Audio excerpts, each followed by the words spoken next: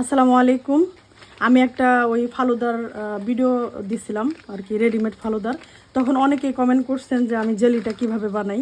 আমি দেখাইতেছি। এটা হচ্ছে চায়না গ্রাস আর আগার আগার পাউডার। আমি দুইটাই নিয়ে নিছি, কারণ একসাথে দিব না, দুইটা যার যেটা ভালো লাগে ওইটা ইউজ করতে পারেন। এখানে একটু পানি নিচ্ছি, আর এখানে ট্যাং মানে ম্যাঙ্গো যে ফ্লেভারটা ওইটা নিচ্ছি। আমি মেয়েদের একটা পুডিং বানাই দিব। এই যে 1 লিটার দুধ নিচ্ছি। আগে তো জেলিটা বানাবো ইনশাল্লাহ, আমি দেখাই দিতেছি। এখানে পানি দিলাম আর অল্প একটু চিনি দিলাম, মানে জাস্ট শুধু মিষ্টির জন্য, মানে অল্প মিষ্টি।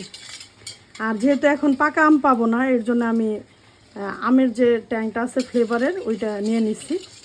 আর এই আগার আগার পাউডারটা আমি এই চামচ দিয়ে 2 চামচ, এটা যখন বলক আসবে তখন অল্প একটু পানি দিয়ে গুলে তারপরে এটার ভিতর দিয়ে দিব।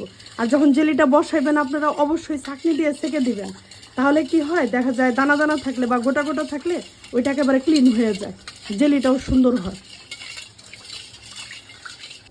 আমি এখন জেলিটা আর কি রেডি হয়ে গেছে, এটার ভিতরে সেট করার জন্য বসায় দিব। আমি এরকম একটা চাউনি দিয়ে একটু ছাইকে নিতেছি।